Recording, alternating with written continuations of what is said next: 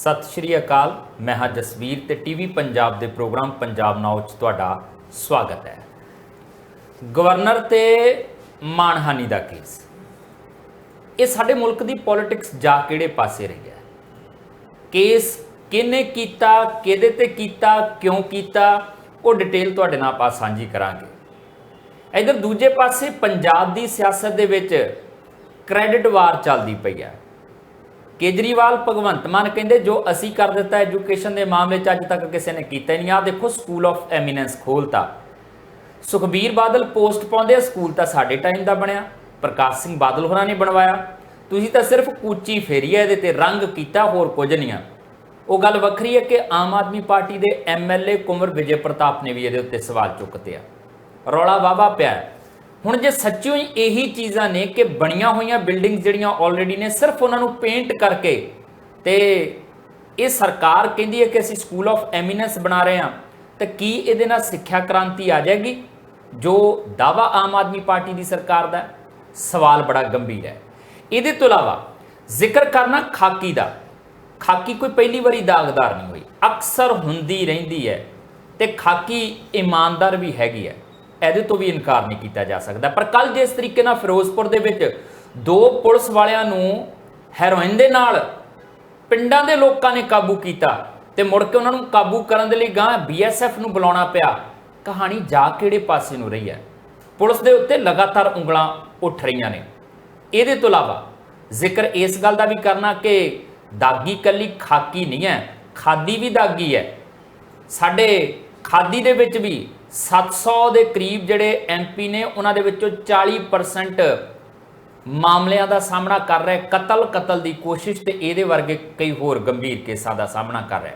ਤੇ ਹੁਣ ਅਦਾਲਤ ਦੇ ਵਿੱਚ ਇਹਨਾਂ ਨੂੰ ਲੈ ਕੇ ਇੱਕ ਨਵੀਂ ਬਹਿਸ ਛਿੜ ਗਈ ਆ। तमाम ਨੁਕਤਿਆਂ ਦੇ ਉੱਤੇ ਆਪਾਂ ਚਰਚਾ ਕਰਨੀ ਆ। ਚਰਚਾ ਕਰਨ ਲਈ ਮੇਰੇ ਨਾਲ ਮੌਜੂਦ ਰਹਿਣਗੇ ਸੀਨੀਅਰ ਪੱਤਰਕਾਰ ਰਾਜੀਵ ਭਾਸਕਰ ਜੀ। ਭਾਸਕਰ ਸਾਹਿਬ ਜੀ ਆਇਆਂ। बहुत बहुत शुक्रिया जसवीर जी। ਭਾਸਕਰ ਸਾਹਿਬ ਆਪਾਂ ਗਵਰਨਰ ਸਾਹਿਬ ਦੀ ਗੱਲਬਾਤ ਤੋਂ ਸ਼ੁਰੂ ਕਰ ਲੈਂਦੇ ਆ। ਮਾਨਹਾਨੀ ਦਾ ਕੇਸ ਇਹ ਆਪਣੇ ਆਪ ਦੇ ਵਿੱਚ ਮਹੱਤਵਪੂਰਨ ਹੈ, ਕਦੀ ਇੰਜ ਹੋਇਆ ਨਹੀਂ ਸੀ ਤੇ ਮੈਨੂੰ ਲੱਗਦਾ ਕਿ ਇਹ ਵੀ ਬਹੁਤ ਘੱਟ ਹੁੰਦਾ ਕਿ ਕਿਸੇ ਗਵਰਨਰ ਦੇ ਖਿਲਾਫ ਜਿਹੜਾ ਆ ਉਹ ਬੇਭਰੋਸਗੀ ਦਾ ਮਤਾ ਆਵੇ ਵਿਧਾਨ ਸਭਾ ਦੇ ਵਿੱਚ। ਔਰ ਇਹ ਦੋਨੋਂ ਚੀਜ਼ਾਂ ਪੱਛਮੀ ਬੰਗਾਲ ਦੇ ਵਿੱਚ ਜਿਹੜੇ ਹੁਣ ਸਾਡੇ ਉਪ ਰਾਸ਼ਟਰਪਤੀ ਨੇ ਉਹਨਾਂ ਖਿਲਾਫ ਬੇਭਰੋਸਗੀ ਦਾ ਮਤਾ ਲੈ ਕੇ ਆਉਣਾ ਸੀ ਮਮਤਾ ਸਰਕਾਰ ਨੇ, ਪਰ ਉਹਨਾਂ ਨੇ ਪਰਮਿਸ਼ਨ ਹੀ ਨਹੀਂ ਦਿੱਤੀ ਸੀ ਉਸ ਇਜਲਾਸ ਦੀ।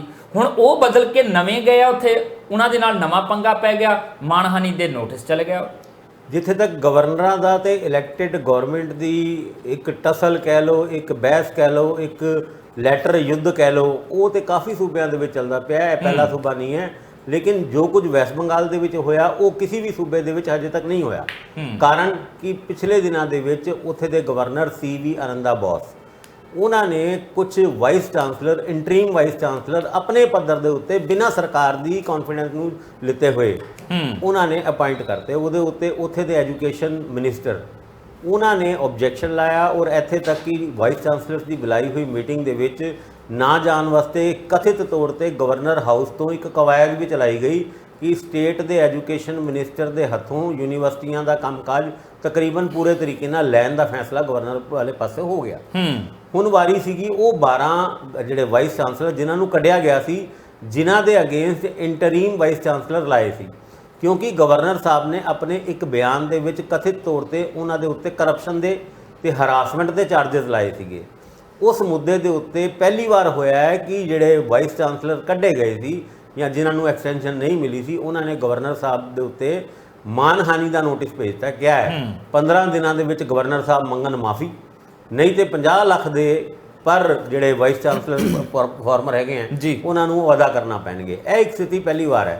हालांकि यह गल तुसीं बिल्कुल ठीक कह रहे हो कि कई सूबों के विच गवर्नर नूं बतौर वाइस चांसलर हटाने के वास्ते एक रेजोल्यूशन भी पास किया गया। उहदे विच पंजाब भी है, केरला भी है, वैस्ट बंगाल भी है, पर सारे सूबों के विच यही बिल जिहड़े पास करके विधान सभा तो गवर्नर साहब नूं भेजे गए। गवर्नर साहब उहदे उत्ते बह गए। पंजाब ਉਹਦਾ एक रीसेंट एग्जाम्पल है जिहदे विच गवर्नर साहब नूं यह बिल पास करके विधान सभा ने भेजा सीगा ते गवर्नर साहब ने उस सैशन नूं ही इलीगल करार देंदे हुए वो चारों बिल हजे तक अपने कोल ही रखे हुए हैं, ना तो वापस किए ना ही उन्होंने बिलों के उत्ते कोई फैसला किया। यह जरूर कहता कि वो सैशन ही इलीगल सीगा। ਉਹਦੇ ਮਗਰੋਂ ਸਰਕਾਰ ਵੀ ਕੋਰਟ ਵਿੱਚ ਨਹੀਂ ਗਈ ਹਜੇ ਤੱਕ, ਕਿਉਂਕਿ ਸਰਕਾਰ ਕਥਿਤ ਤੌਰ ਤੇ ਇਹ ਦਾਅਵੇ ਕਰਦੀ ਰਹੀ ਕਿ ਵੀ ਕੁਝ ਵੀ ਇਲੀਗਲ ਨਹੀਂ ਸੀਗਾ। ਬਜਟ ਸੈਸ਼ਨ ਜੋ ਖਤਮ ਹੀ ਨਹੀਂ ਕੀਤਾ ਗਿਆ ਸੀ ਉਹਨੂੰ ਹੀ ਰਿਵਾਈਵ ਕੀਤਾ, ਪੁਨਰਜੀਵਿਤ ਕੀਤਾ, ਤੇ ਇਹਦੇ ਕਰਕੇ ਪ੍ਰੋਸੀਜਰਲ ਮਿਸਟੇਕ ਇਹਦੇ ਵਿੱਚ ਕੋਈ ਵੀ ਨਹੀਂ ਹੈਗੀ। ਪਰ ਆ ਜਿਹੜਾ ਵੈਸਟ ਬੰਗਾਲ ਦਾ ਰੋਲ ਹੈ ਨਾ ਜਸਵੀਰ ਜੀ, ਇਸ ਤੋਂ ਪਹਿਲੇ ਤੁਸੀਂ ਦੇਖਿਆ ਹੋਵੇਗਾ ਕਿ ਜਿਹੜੇ ਅੱਜ ਦੇ ਸਾਡੇ ਵਾਈਸ ਪ੍ਰੈਜ਼ੀਡੈਂਟ ਹੈਗੇ ਨੇ ਜਗਦੀਪ ਧਨਖੜ, ਉਹਨਾਂ ਨੇ ਤੇ ਉੱਥੇ ਜਿਹੜੀ ਇੱਕ ਮੈਂਡੇਟਰੀ ਸਪੀਚ ਪੜ੍ਹਨੀ ਹੁੰਦੀ ਹੈ ਸੈਸ਼ਨ ਤੋਂ ਪਹਿਲੇ, ਖਾਸ ਕਰਕੇ ਬਜਟ ਸੈਸ਼ਨ ਤੋਂ ਪਹਿਲੇ ਜਾਂ ਹੋਰ ਵੀ ਕੋਈ ਸੈਸ਼ਨ ਹੁੰਦਾ ਹੈ, ਉਹਦੇ ਵਿੱਚ ਗਵਰਨਰ ਸਾਹਿਬ ਨੂੰ ਮੇਰੀ ਸਰਕਾਰ ਦੇ ਮਾਧਿਅਮ ਨਾਲ ਉਸ ਸਰਕਾਰ ਦੀ ਉਪਲਬਧੀਆਂ ਨੂੰ ਦੱਸਣਾ ਹੁੰਦਾ। ਉਹਨਾਂ ਨੇ ਐਦਾਂ ਦੀ ਸਪੀਚ ਪੜ੍ਹਨ ਤੋਂ ਵੀ ਮਨਾ ਕਰਤਾ ਸੀਗਾ। ਤੇ ਇਹ ਹੁਣ ਰੋਲੇ ਜਿਹੜੇ ਗਵਰਨਰਾਂ ਦੇ ਤੇ ਇਲੈਕਟਿਡ ਗਵਰਨਮੈਂਟ ਦੇ ਹੈ ਇੱਕ ਨੈਕਸਟ ਲੈਵਲ ਤੇ ਪਹੁੰਚ ਗਏ, ਜਦ ਜਿਹੜੀ ਵਿਰੋਧੀ ਧਿਰ ਕਹਿ ਲਓ ਜਾਂ ਫਿਰ ਗਵਰਨਰ ਸਾਹਿਬ ਦੀ ਵਿਰੋਧੀ ਧਿਰ, ਕਿਉਂਕਿ ਇਲੈਕਟਿਡ ਗਵਰਨਮੈਂਟ ਭਾਵੇਂ ਇਲੈਕਟਿਡ ਗਵਰਨਮੈਂਟ ਹੈ ਪਰ ਬਹੁਤ ਸਾਰੇ ਸੂਬਿਆਂ ਦੇ ਵਿੱਚ ਗਵਰਨਰ ਔਰ ਉੱਥੇ ਦੀ ਇਲੈਕਟਿਡ ਗਵਰਨਮੈਂਟ ਇੱਕ ਦੂਜੇ ਦੀ ਵਿਰੋਧੀ ਧਿਰ ਵਜੋਂ ਕੰਮ ਕਰ ਰਹੇ ਨੇ। ਉਹਦਾ ਜੀਤਾ ਜਾਗਦਾ ਐਗਜ਼ਾਮਪਲ ਆ ਜਿਹੜਾ ਵੈਸਟ ਬੰਗਾਲ ਦੇ ਵਿੱਚ ਜੋ ਕੁਝ ਹੋਇਆ, ਜਿਹਦੇ ਵਿੱਚ ਫਾਰਮਰ ਵਾਈਸ ਚਾਂਸਲਰਸ ਨੇ ਗਵਰਨਰ ਸਾਹਿਬ ਨੂੰ ਇੱਕ ਨੋਟਿਸ ਭੇਜਤਾ। ਉਸ ਨੋਟਿਸ ਦਾ ਜਵਾਬ ਗਵਰਨਰ ਸਾਹਿਬ ਕੀ ਦਿੰਦੇ ਨੇ ਇਹ ਤਾਂ ਨਹੀਂ ਪਤਾ। ਫਿਲਹਾਲ ਗਵਰਨਰ ਹਾਊਸ ਨੇ ਇਸ ਮੁੱਦੇ ਦੇ ਉੱਤੇ ਬਹੁਤਾ ਕੋਈ ਰਿਐਕਟ ਨਹੀਂ ਕੀਤਾ। ਅੱਗੇ ਚੱਲ ਕੇ ਗਵਰਨਰ ਸਾਹਿਬ ਵੱਲੋਂ ਵੀ ਕੋਈ ਲੀਗਲ ਨੋਟਿਸ ਆ ਸਕਦਾ ਹੈ, ਪਰ ਇਹਨਾਂ ਸਾਰੀ ਗੱਲਾਂ ਦੇ ਵਿੱਚ ਧਰਮਿੰਦਰ ਪ੍ਰਧਾਨ ਜਿਹੜੇ ਯੂਨੀਅਨ ਐਜੂਕੇਸ਼ਨ ਮਿਨਿਸਟਰ ਨੇ ਉਹਨਾਂ ਨੇ ਗਵਰਨਰ ਸਾਹਿਬ ਦਾ ਸਾਥ ਦਿੱਤਾ ਔਰ ਕਿਹਾ ਕਿ ਗਵਰਨਰ ਸਾਹਿਬ ਬਤੌਰ ਚਾਂਸਲਰ ਉਹਨਾਂ ਕੋਲ ਸਾਰੇ ਹੱਕ ਨੇ।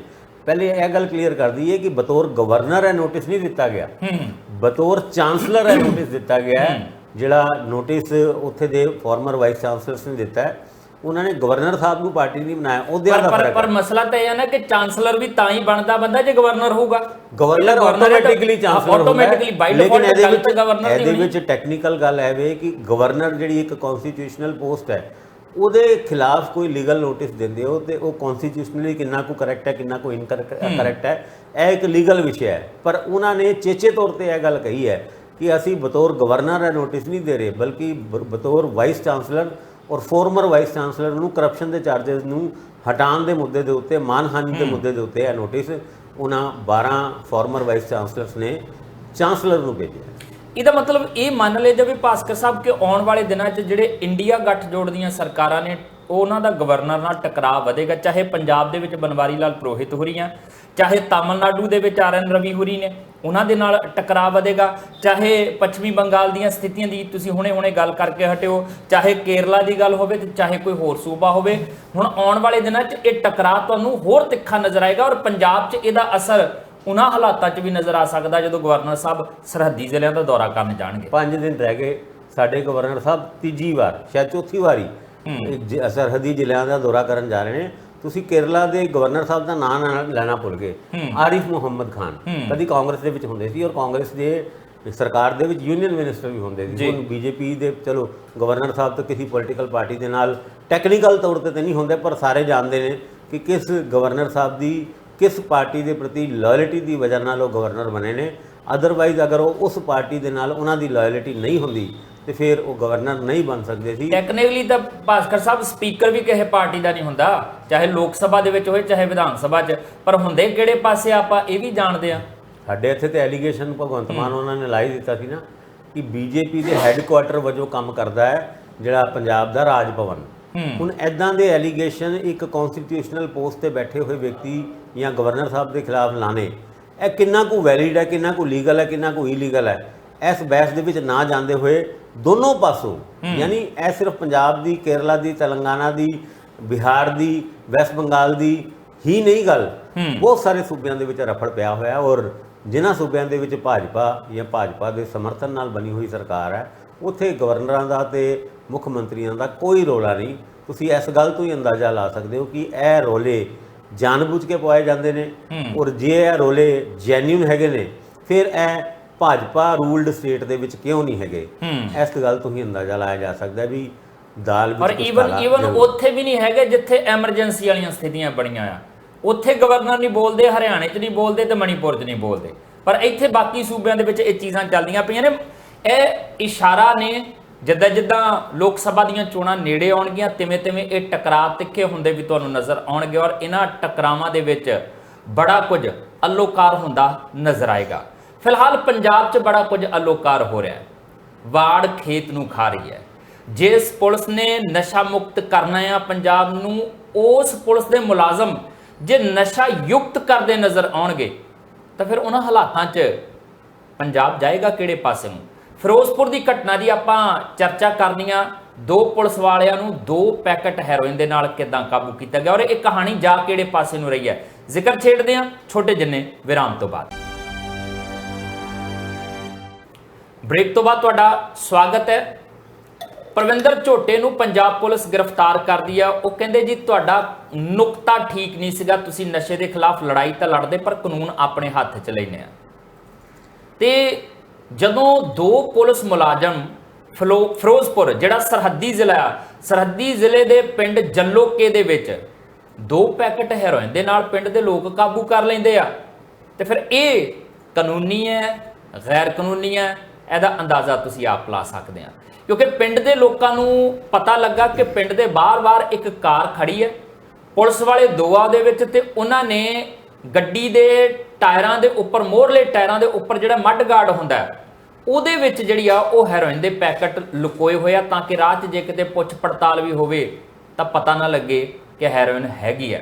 ਪਿੰਡ ਦੇ ਲੋਕਾਂ ਨੇ ਫੜ ਲਿਆ। ਹੁਣ ਪੁਲਿਸ ਵਾਲੇ ਆਪਣਾ ਦਾਬਾ ਮਾਰਦੇ ਸੀਗੇ ਕਿ ਭਾਈ ਅਸੀਂ ਤਾਂ ਪੁਲਿਸ ਵਾਲੇ ਆ, ਤੁਸੀਂ ਕਿੱਦਾਂ ਸਾਨੂੰ ਰੋਕ ਸਕਦੇ ਆ। ਤੇ ਫਿਰ ਪਿੰਡ ਦੇ ਲੋਕ ਤੱਤੇ ਹੋਏ ਤੇ ਤੱਤੇ ਹੋਇਆਂ ਨੇ ਨਾਲ ਹੀ BSF ਨੂੰ ਇਨਫੋਰਮ ਕਰਤਾ ਤੇ BSF ਇਹਨਾਂ 2 ਪੁਲਿਸ ਕਰਮੀਆਂ ਨੂੰ ਲੈ ਗਈ, 2 ਪੈਕਟ ਵੀ ਬਰਾਮਦ ਕਰ ਰਿਹਾ। ਔਰ ਭਾਸਕਰ ਸਾਹਿਬ, ਗੱਡੀ ਦਾ ਜਿਹੜਾ ਨੰਬਰ ਆ, ਜਿਹੜੀ ਗੱਡੀ 'ਚ ਉਹ ਫੜੀ ਹੈ, ਦਿਲਚਸਪ ਗੱਲ ਹੈ, PB08 ਆ ਤੇ ਮੇਰਾ ਖਿਆਲ ਆਪਣੇ ਜਲੰਧਰ ਦਾ ਹੀ ਨੰਬਰ ਹੈ ਇਹ। ਬਿਲਕੁਲ ਜਲੰਧਰ ਦਾ ਹੀ ਨੰਬਰ ਹੈ। ਔਰ ਜਦ ਵੀ ਪੁਲਿਸ ਵਾਲੇ ਇਹ ਗੱਲ ਕਹਿੰਦੇ ਆ, ਹੁਣ ਪਰਵਿੰਦਰ ਝੋਟੇ ਦੇ ਕੇਸ ਦੇ ਤੁਸੀਂ ਗੱਲ ਕੀਤੀ, ਉਸ ਕੇਸ ਦੇ ਵਿੱਚ ਉੱਥੇ ਦੇ SSP ਨਾਨਕ ਸਿੰਘ ਇੱਕ ਗੱਲ ਕਹਿੰਦੇ ਹੋਏ ਦੇਖੇ ਗਏ ਸੀ ਕਿ ਨਹੀਂ, ਕੋਈ ਵੀ ਵਿਅਕਤੀ ਭਾਵੇਂ ਉਹ ਨਸ਼ੇ ਦੇ ਖਿਲਾਫ ਹੀ ਕੋਈ ਲੜਾਈ ਛੇੜ ਰਿਹਾ ਹੋਏ, ਉਹਨੂੰ ਕੋਈ ਅਧਿਕਾਰ ਨਹੀਂ ਹੈ ਕਿ ਕਾਨੂੰਨ ਆਪਣੇ ਹੱਥ 'ਚ ਲਏ। ਹੁਣ ਜਿਨ੍ਹਾਂ ਦੇ ਹੱਥਾਂ ਦੇ ਵਿੱਚ ਕਾਨੂੰਨ ਹੈਗਾ ਉਹੀ ਕਾਨੂੰਨ ਨਾਲ ਖਿਲਵਾੜ ਕਰਨ ਤੇ ਫਿਰ ਇੱਦਾਂ ਦੇ ਹੱਥਾਂ ਦੇ ਵਿੱਚ ਕਾਨੂੰਨ ਦੇਣ ਦੀ ਲੋੜ ਹੈਗੀ ਹੈ। ਹੁਣ ਤੁਸੀਂ ਗੱਲ 2 ਪੁਲਿਸ ਕਰਮੀਆਂ ਦੀ ਕੀਤੀ ਔਰ ਉਹਨਾਂ ਦੇ ਕਿਲੋ ਹੈਰੋਇਨ ਫੜੇ ਜਾਣ ਦੀ ਗੱਲ ਕੀਤੀ। ਇੱਦਾਂ ਦੀ ਬਹੁਤ ਸਾਰੀ ਖਬਰਾਂ ਹੈਗੀਆਂ ਔਰ ਉਹਨਾਂ ਨੂੰ BSF ਵਾਲੇ ਲੈ ਗਏ। ਇੱਥੇ ਤੱਕ ਦੀ ਖਬਰ ਤਾਂ ਨਿਕਲ ਕੇ ਆਈ ਹੈ। ਹੁਣ ਫਿਰੋਜ਼ਪੁਰ ਤੇ ਹੀ ਉਹ DIG ਸੀਗੇ ਇੰਦਰਬੀਰ ਸਿੰਘ, ਜਿਨ੍ਹਾਂ ਦੇ ਉੱਤੇ ਆਪਣੇ ਹੀ ਪੁਲਿਸ ਵਾਲੇ ਤੋਂ ਐਕਸਟੋਰਸ਼ਨ ਦਾ ਕੇਸ ਬਣਿਆ ਸੀ। ਉਹ ਲਖਬੀਰ ਸਿੰਘ DSP ਕਿੱਥੇ ਦਾ ਸੀਗਾ, ਉਹ ਵੀ ਫਿਰੋਜ਼ਪੁਰ ਦਾ ਸੀਗਾ। ਔਰ ਉਸ ਤੋਂ ਇਲਾਵਾ ਮਾਲਵੇ ਦੇ ਵਿੱਚ ਹੀ ਪਿਛਲੇ ਦਿਨਾਂ ਦੇ ਵਿੱਚ ਇੱਕ DSP ਨੇ ਆਪਣੇ ਹੀ ਇੱਕ ਅੰਡਰ ਆਉਂਦੇ ਹੋਏ ਇੱਕ ਥਾਣੇ ਦੇ ਥਾਣੇਦਾਰ ਤੇ 10 ਹੋਰ ਮੁਲਾਜ਼ਮਾਂ ਦੇ ਖਿਲਾਫ ਇੱਕ ਲੈਟਰ ਆਪਣੇ ਹੀ SSP ਨੂੰ ਲਿਖਤਾ ਕਿ ਇਹਨਾਂ ਦੇ ਡਰੱਗ ਪੈਡਲਾਂ ਨਾਲ ਕਨੈਕਸ਼ਨ ਹੈਗੇ ਨੇ ਜੀ। ਉਹਦੇ ਜਵਾਬ ਦੇ ਵਿੱਚ ਜਿਹੜੇ ਚੌਹਾਨ SHO ਸੀਗੇ, ਉਹਨਾਂ ਨੇ ਵੀ DSP ਦੇ ਖਿਲਾਫ ਇੱਕ ਐਲੀਗੇਸ਼ਨ ਲੱਗਿਆ ਵੀ ਪਹਿਲੇ ਇਹਨਾਂ ਨੂੰ ਚੈੱਕ ਕਰੋ। ਉਸ ਤੋਂ ਇਲਾਵਾ ਕਿਉਂਕਿ ਹੁਣ ਜਿਹੜੀ ਸੀਰੀਜ਼ ਚੱਲ ਰਹੀ ਹੈ ਕੇਸਿਸ ਦੀ, ਅੱਜ ਕੱਲ ਹੀ ਤਰਨਤਾਰਨ ਦੇ ਜਿਹੜੇ ਖਡੂਰ ਸਾਹਿਬ ਦੇ MLA ਹੈਗੇ ਨੇ ਮਨਜਿੰਦਰ ਸਿੰਘ ਲਾਲਪੁਰਾ, ਉਹਨਾਂ ਨੇ ਇੱਕ ਫੇਸਬੁੱਕ ਦੇ ਉੱਤੇ ਪੋਸਟ ਪਾਈ। ਪੋਸਟ ਵਿੱਚ ਇਹ ਲਿਖਿਆ ਹੈ ਕਿ ਸਾਡੇ ਜ਼ਿਲ੍ਹੇ ਦੀ ਪੁਲਿਸ ਬਿਨਾਂ ਪੈਸੇ ਲਏ ਕੋਈ ਕੰਮ ਨਹੀਂ ਕਰਦੀ। ਔਰ ਉਸ ਜ਼ਿਲ੍ਹੇ ਦੇ SSP ਕੌਣ ਨੇ? ਗੁਰਮੀਤ ਸਿੰਘ ਚੌਹਾਨ, ਜਿਨ੍ਹਾਂ ਦਾ ਪੁਲਿਸ ਰਿਕਾਰਡ ਦੇ ਵਿੱਚ ਕੰਮਕਾਜ ਬੜਾ ਵਧੀਆ ਹੈ। ਔਰ ਜਿੱਥੇ ਵੀ ਗੈਂਗਸਟਰਾਂ ਨੂੰ ਫੜੇ ਜਾਣ ਦੀ ਗੱਲ ਆਉਂਦੀ ਹੈ ਜਾਂ ਫਿਰ ਸੂਬੇ ਦੇ ਬਾਹਰ ਵੀ ਕਿਸੇ ਇਨਵੈਸਟੀਗੇਸ਼ਨ ਵਾਸਤੇ ਕਿਸੇ ਸੀਨੀਅਰ ਪੁਲਿਸ ਆਫੀਸਰ ਨੂੰ ਭੇਜਿਆ ਜਾਂਦਾ ਹੈ ਤੇ ਉਹਦੇ ਵਿੱਚ ਗੁਰਮੀਤ ਸਿੰਘ ਚੌਹਾਨ ਉਹਨਾਂ ਦਾ ਨਾਮ ਆਉਂਦਾ ਹੈ। ਪਰ ਇਹ ਫੇਸਬੁੱਕ ਪੋਸਟ ਲਾਲਪੁਰਾ ਉਹਨਾਂ ਨੇ ਪਾਈ ਤੇ ਸਹੀ, ਉਹ ਇੱਥੇ ਤੱਕ ਕਿ ਉਸ ਪੋਸਟ ਦੇ ਵਿੱਚ ਇਹ ਵੀ ਗੱਲ ਲਿਖਦੇ ਨੇ ਕਿ ਸਾਡੇ ਮੁੱਖ ਮੰਤਰੀ ਕੇਜਰੀਵਾਲ ਸਾਹਿਬ ਕਰਪਸ਼ਨ ਦੇ ਖਿਲਾਫ ਇੱਕ ਲੜਾਈ ਛੇੜ ਕੇ ਹਟੇ ਨੇ। ਪਰ ਕਰੀਏ ਕੀ, ਮੁੱਖ ਮੰਤਰੀ ਇਕੱਲੇ ਨੇ, ਚੋਰ ਜ਼ਿਆਦਾ ਨੇ। ਹੁਣ ਉਹ ਜਿਹੜੇ 92-91 MLA ਮੁੱਖ ਮੰਤਰੀ ਤੋਂ ਇਲਾਵਾ ਹੈਗੇ ਨੇ, ਉਹਨਾਂ ਨੂੰ ਵੀ ਲਾਲਪੁਰਾ ਸਾਹਿਬ ਨੇ ਚੋਰਾਂ ਦੀ ਕੈਟੇਗਰੀ 'ਚ ਪਾਤਾ ਜਾਂ ਫਿਰ ਉਹ 91-92 MLA ਦਾ ਨਾਂ ਲੈ ਕੇ ਕਿ ਆਹ ਤੇ ਲੜ ਰਹੇ ਨੇ ਸਾਰੇ ਕਰਪਸ਼ਨ ਦੇ ਖਿਲਾਫ, ਬਾਕੀ ਸਾਰੇ ਚੋਰ ਨੇ। ਹੁਣ ਇੱਦਾਂ ਦੇ ਹਾਲਾਤ ਦੇ ਵਿੱਚ ਉਹ ਪੋਸਟ ਪਾਣਾ, ਬਾਅਦ 'ਚੋਂ ਪੋਸਟ ਵਾਪਸ ਲੈ ਲੈਣਾ, ਮੈਨੂੰ ਲੱਗਦਾ ਆਮ ਆਦਮੀ ਪਾਰਟੀ ਦੇ ਵਿੱਚ ਇਹ ਪਹਿਲੀ ਵਾਰ ਨਹੀਂ ਹੈ ਜਦ ਕੋਈ MLA ਆਪਣੀ ਹੀ ਸਰਕਾਰ ਦੇ ਖਿਲਾਫ, ਆਪਣੀ ਹੀ ਐਡਮਿਨਿਸਟ੍ਰੇਸ਼ਨ ਦੇ ਖਿਲਾਫ ਇੱਕ ਮੋਰਚਾ ਲਾਉਣ ਦੀ ਕੋਸ਼ਿਸ਼ ਕਰਦਾ ਹੋਏ ਔਰ 5-10 ਮਿੰਟ ਬਾਅਦ ਉਸੇ ਪੋਸਟ ਨੂੰ ਵਾਪਸ ਕਰ ਲੈਂਦਾ ਹੈ।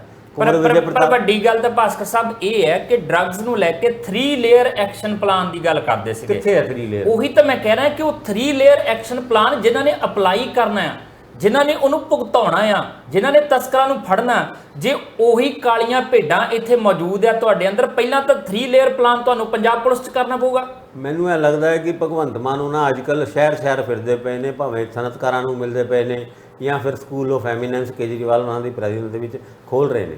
ਉਹ 3 ਲੇਅਰ ਪਲਾਨ ਜਿਸ ਤਰੀਕੇ ਨਾਲ ਤੁਸੀਂ ਰੱਖਿਆ ਹੋਇਆ, ਜਿੱਥੇ ਵੀ ਰੱਖਿਆ ਹੋਇਆ, ਉਹ ਕਿਤੇ 7 ਲੇਅਰ 8 ਲੇਅਰ 10 ਲੇਅਰ ਦਾ ਪਲਾਨ ਨਾ ਬਣ ਜਾਏ।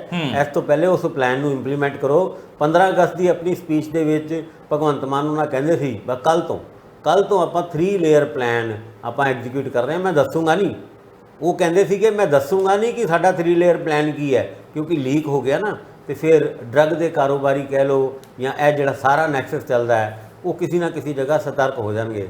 ਪਤਾ ਨਹੀਂ ਕਿਹੜੀ ਅਲਮਾਰੀ 'ਚ ਬੰਦ ਕਰਕੇ ਉਹਨਾਂ ਨੇ ਇਹ 3 ਲੇਅਰ ਪਲਾਨ ਰੱਖਤਾ ਹੈ। ਇੱਕ ਪਾਸੇ ਪੁਲਿਸ ਵਾਲਿਆਂ ਦੇ ਕੋਲੋਂ ਫੜੀ ਜਾ ਰਹੀ ਹੈ ਹੀਰੋਇਨ, ਔਰ ਪੁਲਿਸ ਵਾਲਿਆਂ ਦੇ ਖਿਲਾਫ ਲੱਗ ਰਹੇ ਹੈ ਇਲਜ਼ਾਮ, ਔਰ ਆਪ ਦੇ ਐਮਐਲਏ ਲਾ ਰਹੇ ਨੇ।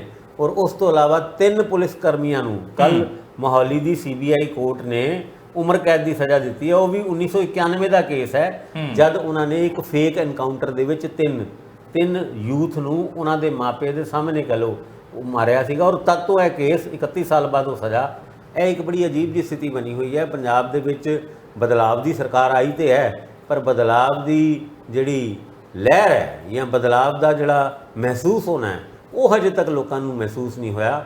ਗੱਲਾਂ ਵੱਡੀਆਂ ਹੈਗੀਆਂ, ਪਰ ਵੱਡੀਆਂ ਗੱਲਾਂ ਦੇ ਪਿੱਛੇ ਪੰਜਾਬ ਦੇ ਮੁੱਦੇ ਕਿੱਥੇ ਗਏ, ਇਹ ਗੱਲ ਨਹੀਂ ਸਮਝ ਆਉਂਦੀ। ਇੱਕ ਚੀਜ਼ ਹੋਰ ਭਾਸਕਰ ਸਾਹਿਬ, ਇਹਦੇ ਵਿੱਚ ਮੈਨੂੰ ਇੱਕ ਹੋਰ ਲੱਗਦਾ ਆ ਕਿ ਇਰਾਦਾ ਨੇਕ ਹੋ ਸਕਦਾ ਭਗਵੰਤ ਮਾਨ ਹੋਰਾਂ ਦਾ। ਉਮੀਦ ਰੱਖੀ ਜਾ ਸਕਦੀ ਹੈ ਕਿ ਪਹਿਲਾਂ ਕੋਈ ਬੈਗੇਜ ਨਹੀਂ ਆ ਉਹਨਾਂ ਦੇ ਕੋਲ, ਹੁਣ ਬਹੁਤ ਕੁਝ ਕਰ ਵੀ ਸਕਦੇ ਆ। ਪਰ ਕੀ ਉਹਨਾਂ ਨੂੰ ਇਸ ਗੱਲ ਦਾ ਇਲਮ ਨਹੀਂ ਹੈ, ਕੋਈ ਇਦਾਂ ਦੀ ਸਲਾਹ ਨਹੀਂ ਦੇ ਰਿਹਾ ਕਿ ਪਹਿਲਾਂ ਤੁਹਾਨੂੰ ਸਿਸਟਮ ਆਪਣਾ ਠੀਕ ਕਰਨਾ ਪੈਣਾ ਆ, ਜਿਹਦੇ ਰਾਹੀਂ ਲੜਾਈ, ਜਦੋਂ ਤੁਸੀਂ ਕੋਈ ਜੰਗ ਲੜਨੀ ਹੋਵੇ ਨਾ, ਪਹਿਲਾਂ ਆਪਣੇ ਫੌਜੀਆਂ ਨੂੰ ਟ੍ਰੇਨਿੰਗ ਦਿੰਦੇ ਆ। ਤੁਸੀਂ ਉਹ ਟੁਕੜੀਆਂ ਤਿਆਰ ਕਰਦੇ ਹੋ ਕਿ ਆਹ ਫਰੰਟ ਤੇ ਲੜੇਗਾ, ਆਹ ਸਾਈਡ ਤੇ ਹੋਏਗਾ, ਆਹ ਸ਼ੈਡੋ ਬਣਾਏਗਾ, ਆਹ ਇਸ ਤਰੀਕੇ ਨਾਲ ਜਿਹੜੇ ਤੁਹਾਡਾ ਜਰਨਲ ਹੋਏਗਾ ਉਹ ਜਰਨੈਲ ਨੂੰ ਸਾਂਭ ਕੇ ਰੱਖੇਗਾ, ਉਹਦੀ ਸੁਰੱਖਿਆ 'ਚ ਹੋਏਗਾ। ਉਹ ਚੀਜ਼ਾਂ ਪਹਿਲਾਂ ਤੈਅ ਕਰਦੇ ਹੋ, ਜੰਗ 'ਚ ਫੇਰ ਜਾਂਦੇ ਹੋ ਸਕਦਾ ਉਤਾਰ ਨਹੀਂ ਦਿੰਦੇ। ਹੋ ਸਕਦਾ ਉਹ 3 ਲੇਅਰ ਪਲਾਨ ਦੇ ਵਿੱਚ ਇਦਾਂ ਦੀ ਚੀਜ਼ਾਂ ਹੀ ਹੋਣ, ਪਰ ਜਦ ਤੱਕ ਕੋਈ ਦੇਖਿਆ ਹੀ ਨਹੀਂ। ਹੁਣ ਨੂੰ ਕਿੱਦਾਂ ਦੀ ਆਏਗੀ ਜਦ ਤੁਸੀਂ ਦੇਖਿਆ ਹੀ ਨਹੀਂ ਰਿਸ਼ਤਾ ਹੋਇਆ ਕਿਹਦੇ ਨਾਲ ਹੈ, ਇਹ ਲੇਅਰ ਕਿਹੜੀਆਂ ਹੈਗੀਆਂ, ਤੇ ਆਪਾਂ ਉਹਦੇ ਬਾਰੇ 'ਚ ਕੀ ਕਹਿ ਸਕਦੇ ਹਾਂ। ਪਰ ਭਗਵੰਤ ਮਾਨ ਜੀ ਨੂੰ, ਸਰਕਾਰ ਜੀ ਨੂੰ ਸਾਡੀ ਇੱਕ ਰਿਕੁਐਸਟ ਹੈ, ਆ 3 ਲੇਅਰ ਕੱਢੋ ਤੇ ਕਿਸੇ ਵੀ ਤਰੀਕੇ ਨਾਲ ਪੰਜਾਬ ਦੀ ਜਵਾਨੀ ਨੂੰ ਡਰੱਗ ਤੋਂ ਬਚਾਓ। ਹੁਣ ਗਵਰਨਰ ਸਾਹਿਬ 20 ਤਰੀਕ ਨੂੰ ਸਰਹੱਦੀ ਦੌਰਿਆਂ ਦੇ ਵਿੱਚ ਜਾ ਰਹੇ ਨੇ। ਮੁੱਦਾ ਡਰੱਗ ਦਾ ਹੋਣਾ ਹੈ, ਸਰਕਾਰ ਨੂੰ ਵੀ ਪਤਾ ਹੈ। ਔਰ ਫਿਰੋਜ਼ਪੁਰ ਵੀ ਜਾਣਗੇ, ਆ ਵੀ ਗੱਲ ਹੋਏਗੀ। ਫਿਰੋਜ਼ਪੁਰ ਵੀ ਜਾਣਗੇ, ਔਰ ਫਿਰੋਜ਼ਪੁਰ ਤੋਂ ਇੰਨੀ ਸਾਰੀ ਡਰੱਗ ਰਿਲੇਟਡ ਖਬਰਾਂ ਆਉਣੀਆਂ, ਤੇ ਫਿਰ ਤੁਸੀਂ ਕਹਿੰਦੇ ਹੋ ਗਵਰਨਰ ਸਾਹਿਬ ਜਾਂਦੇ ਕਿਉਂ ਹੈ? ਜੇ ਉਹ ਜਾਂਦੇ ਨੇ ਔਰ ਤੁਸੀਂ ਕੁਝ ਕਰਦੇ ਨਹੀਂ, ਤੇ ਗੱਲ ਤੇ ਕੁਝ ਉੱਥੇ ਹੀ ਖੜੀ ਹੈ। ਮੈਨੂੰ ਇਹ ਲੱਗਦਾ ਹੈ ਕਿ ਗਵਰਨਰ ਸਾਹਿਬ ਦਾ ਦੌਰਾ ਬਹੁਤ ਜ਼ਰੂਰੀ ਹੈ, ਤਾਂ ਕਿ ਭਾਵੇਂ ਅਮਿਤ ਸ਼ਾਹ ਉਹਨਾਂ ਦਾ ਉਹ ਪ੍ਰਪੋਜ਼ਡ ਯਾਤਰਾ ਨਸ਼ੇ ਨੂੰ ਲੈ ਕੇ, ਜਿਹੜੀ ਪੰਜਾਬ ਦੇ ਵਿੱਚ ਕਈ ਵਾਰ ਪੋਸਟਪੋਨ ਹੋ ਚੁੱਕੀ, ਹੁਣ ਵਕਤ ਆ ਗਿਆ ਹੈ, ਉਸ ਯਾਤਰਾ ਨੂੰ ਕਰੋ। ਔਰ ਅਮਿਤ ਸ਼ਾਹ ਉਹਨਾਂ ਨੇ ਨਾਰਕੋਟਿਕ ਬਿਊਰੋ ਦਾ ਆਫਿਸ ਅੰਮ੍ਰਿਤਸਰ ਜ਼ਰੂਰ ਖੋਲ੍ਹਿਆ, ਪਰ ਉਸ ਆਫਿਸ ਖੁੱਲ੍ਹਣ ਤੋਂ ਬਾਅਦ ਕੀ ਚੀਜ਼ਾਂ ਅੱਗੇ ਹੋਣੀਆਂ, ਇੱਕ ਪਲਾਨ ਲੇਆਊਟ ਕਰਨਾ ਹੈ। ਭਾਵੇਂ ਕੇਂਦਰ ਸਰਕਾਰ ਸਾਡੇ ਪੰਜਾਬੀਆਂ ਨੂੰ, ਸਾਡੇ ਯੂਥ ਨੂੰ ਨਸ਼ਿਆਂ ਤੋਂ ਬਚਾਏ, ਜਾਂ ਫਿਰ ਇਹ ਸੂਬੇ ਦੀ ਬਦਲਾਵ ਵਾਲੀ ਸਰਕਾਰ ਬਚਾਏ। ਮੁੱਦਾ ਤਾਂ ਇਹ ਹੈ ਕਿ ਡਰੱਗ ਦੇ ਖਿਲਾਫ ਲੜਾਈ ਸਿਰਫ ਛੇੜਨੀ ਨਹੀਂ, ਲੜਾਈ ਨਜ਼ਰ ਵੀ ਆਉਣੀ ਚਾਹੀਦੀ ਹੈ। ਤੁਸੀਂ 15 ਦਿਨ, ਮਹੀਨੇ, 2 ਮਹੀਨੇ, 6 ਮਹੀਨੇ ਬਾਅਦ ਇੱਕ ਵਾਰ ਆਪਰੇਸ਼ਨ ਸੀਲ ਚਲਾ ਤੋ, ਇਹਦਾ ਮਤਲਬ ਹੋ ਗਿਆ ਵੀ ਡਰੱਗ ਖਤਮ। ਆਹ ਤਰੀਕਾ ਨਹੀਂ ਹੈ ਡਰੱਗ ਦੇ ਖਿਲਾਫ ਲੜਨ ਦਾ। ਡਟ ਕੇ ਔਰ ਲੋਕਾਂ ਦੇ ਸਾਥ ਨਾਲ ਲੜਾਈ ਲੜਨੀ ਪਏਗੀ। ਜਦ ਕਿਸਾਨ ਜਥੇਬੰਦੀਆਂ ਜਾਂ ਲੋਕ ਇਸ ਲੜਾਈ ਨੂੰ ਆਪਣੇ ਹੱਥ 'ਚ ਲੈਂਦੇ ਨੇ, ਤੇ ਸਰਕਾਰ ਨੂੰ ਬੇਚੈਨੀ ਹੁੰਦੀ ਹੈ ਕਿ ਅਸੀਂ ਕਿਤੇ ਐਕਸਪੋਜ਼ ਨਾ ਹੋ ਜਾਈਏ। ਤੁਹਾਨੂੰ ਕਾਹਦਾ ਐਕਸਪੋਜ਼ ਹੋਣ ਦਾ ਡਰ? ਹੁਣੇ ਤੇ ਜਸਵੀਰ ਜੀ ਕਹਿ ਕੇ ਹਟੇ ਨੇ ਤੁਹਾਡੇ ਕੋਲ ਬੈਗੇਜ ਨਹੀਂ ਸੀ, ਕੀ ਉਹ ਬੈਗੇਜ ਤਿਆਰ ਕਰ ਰਹੇ ਹੋ? ਅਗਲੀ ਸਰਕਾਰਾਂ ਵਾਸਤੇ ਉਹ ਬੈਗ ਉਹਨਾਂ ਨੂੰ ਦੇਣਾ ਹੈ। ਹੁਣ ਇਹ ਸਾਰੀ ਗੱਲਾਂ ਦੇ ਵਿੱਚ ਹਜੇ ਤੱਕ ਨਸ਼ਿਆਂ ਦੇ ਮਾਮਲੇ ਦੇ ਵਿੱਚ ਜੇ ਇਸ ਸਰਕਾਰ ਨੂੰ ਨੰਬਰ ਦੇਣਾ ਚਾਹੀਏ ਤੇ 10 ਵਿੱਚੋਂ 1 ਨੰਬਰ ਨਹੀਂ ਦੇ ਸਕਦੇ, ਕਿਉਂਕਿ ਸਿਰਫ ਪਲਾਨ ਬਣਾ ਕੇ ਅਲਮਾਰੀਆਂ ਦੇ ਵਿੱਚ ਬੰਦ ਕੀਤੇ ਹੋਏ ਨੇ। ਉਹ ਪਲਾਨ ਜ਼ਮੀਨੀ ਤੌਰ 'ਤੇ ਇੱਕ ਆંકੜੇ ਜ਼ਰੂਰ ਪੇਸ਼ ਕਰ ਦਿੱਤੇ ਜਾਂਦੇ ਨੇ ਕਿ ਇੰਨਾ ਕੰਮ ਕੀਤਾ, ਇੰਨੇ ਫੜ ਲਏ, ਇੰਨੀ ਰਿਕਵਰੀ। ਉਹ ਆંકੜੇ ਤਾਂ ਕੈਪਟਨ ਅਮਰਿੰਦਰ ਸਿੰਘ ਹੋਰੀ ਵੀ ਦੇ ਦਿੰਦੇ ਸੀ, ਇੰਨੇ ਡਰੋਨ ਫੜ ਲਿਆ, ਕਰ ਲਿਆ। ਨਸ਼ਿਆਂ ਨੂੰ ਮੁਕਾਉਣ ਦੀ ਗੱਲ ਕਰਨ ਤੋਂ ਬਾਅਦ ਨਸ਼ਿਆਂ ਦੀ ਲੱਕ ਤੋੜਨ ਤੱਕ ਗੱਲ ਉਹਨਾਂ ਨੇ ਕੀਤੀ ਸੀਗੀ, ਪਰ ਕਿੱਥੇ ਜੁਟੇ। ਔਰ ਇਹ ਸਰਕਾਰ ਵੀ ਕੁਝ ਨਹੀਂ ਕਰ ਰਹੀ। ਸਾਨੂੰ ਇਸ ਸਰਕਾਰ ਦੇ ਬਾਰੇ 'ਚ ਵੀ ਕਹਿਣ 'ਚ ਕੋਈ ਗੁਰੇਜ਼ ਨਹੀਂ ਕਿ ਬਹੁਤੀ ਉਪਲਬਧੀਆਂ ਜੇ ਸਰਕਾਰ ਜੀ ਦੇ ਬਣਨ ਤੋਂ 1.5 ਸਾਲ ਬਾਅਦ ਵੀ ਮੁੱਖ ਮੰਤਰੀ ਜੀ ਇਹ ਕਹਿੰਦੇ ਨੇ ਕਿ ਸਾਨੂੰ 1 ਸਾਲ ਹੋਰ ਦੇ ਦਿਓ, ਔਰ 1 ਸਾਲ ਤੋਂ 1 ਮਹੀਨਾ ਤੇ ਹੋ ਹੀ ਗਿਆ 15 ਅਗਸਤ ਨੂੰ। 1 ਮਹੀਨੇ ਦੇ ਵਿੱਚ ਤਾਂ ਕੁਝ ਨਹੀਂ ਦੇਖਿਆ ਗਿਆ। ਹਾਂ, ਪੁਲਿਸ ਵਾਲਿਆਂ ਕੋਲੋਂ ਡਰੱਗ ਫੜੀ ਗਈ, ਜਾਂ ਜਿਹੜਾ ਰਾਜਜੀਤ ਹੈ ਉਹ ਅਜੇ ਤੱਕ ਨਹੀਂ ਫੜਿਆ ਗਿਆ, ਜਾਂ ਹੋਰ ਪੁਲਿਸ ਦੀ ਔਰ ਡਰੱਗ ਪੈਡਲਰ ਦੀ ਕਿਸੇ ਨੈਕਸਸ ਨੂੰ ਐਕਸਪੋਜ਼ ਕੀਤਾ ਜਾਏ। ਐਮਐਲਏਆਂ ਦੀ ਕੰਪਲੇਂਟ ਆਪਣੇ ਹੀ ਸਰਕਾਰ ਦੇ ਵਿੱਚ ਤੈਨਾਤ ਪੁਲਿਸ ਐਸਐਸਪੀ ਜਾਂ ਉਹਨਾਂ ਦੇ ਖਿਲਾਫ ਫੇਸਬੁੱਕ ਪੋਸਟ ਤੇ ਆਉਂਦੀ ਹੈ, ਪਰ ਉਹਨਾਂ ਦਾ ਜਿਹੜਾ 3 ਲੇਅਰ ਪਲਾਨ ਹੈ, ਉਹਨਾਂ ਦਾ ਮਤਲਬ ਭਗਵੰਤ ਮਾਨ ਜੀ ਦਾ, ਉਹ ਹਜੇ ਤੱਕ ਅਲਮਾਰੀ 'ਚ ਹੀ ਬੰਦ ਪਿਆ। ਕੋਈ ਸ਼ੱਕ ਨਹੀਂ ਹੈ ਕਿ ਪੰਜਾਬ ਪੁਲਿਸ 'ਚ ਬਹੁਤ ਵਧੀਆ ਕੰਮ ਕਰਨ ਵਾਲੇ ਲੋਕ ਬੈਠੇ ਆ।